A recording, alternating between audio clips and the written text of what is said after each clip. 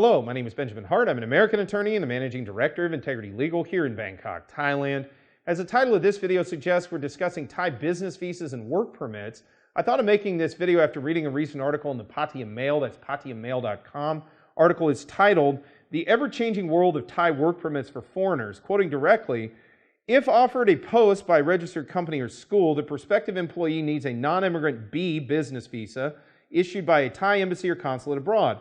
The employer should provide the bulk of the required documentation supplemented by the employee's personal data and confirmed qualifications.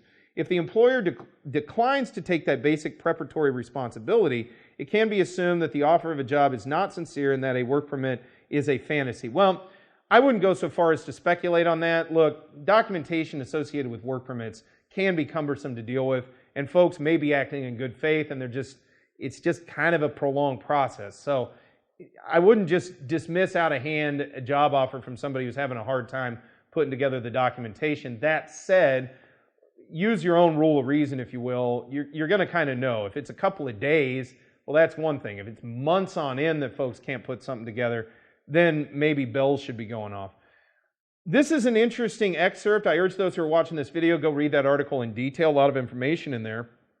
But what we're talking about specifically from this excerpt and in this video, the thrust of this video, is B visas for employees and teachers. Teachers almost have their own separate criteria associated with business visa issuance, and we've dealt with that in the past. It's a different animal than a standard business visa. A standard business visa, even for an employee, doesn't have all the documentation that may be necessary for a teacher necessarily. So they do look very different in terms of how they process. But long story short, there's a lot of documentation associated with business visa status in Thailand. So, and especially for those who are looking to work for a company, oftentimes an employer is going to be able to provide this, but sometimes we get contacted by folks who are having an issue with it, and we end up intervening and assisting.